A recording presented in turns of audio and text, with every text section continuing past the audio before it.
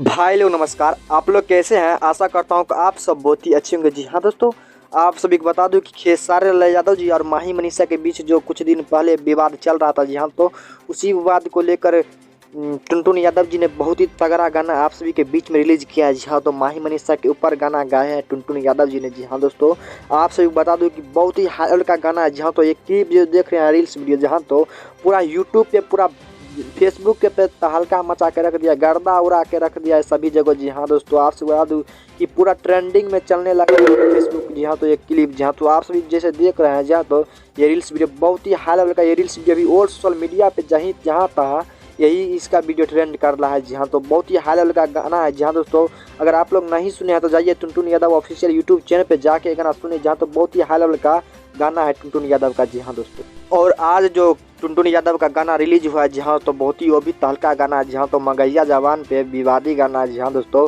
मंगैया जवान पे गाना निकाला है टुनटुन यादव। जहाँ तो आप सभी बता दूँ कि अगर आप भी वो भी नहीं गाना सुने हैं तो जाइए और देखिए, बहुत ही तहलका गाना है। जहाँ दोस्तों, मंगैया जवान पे वो गाना गाया है। जहाँ तो खेसारी लाल यादव जी का फैन टुनटुन यादव।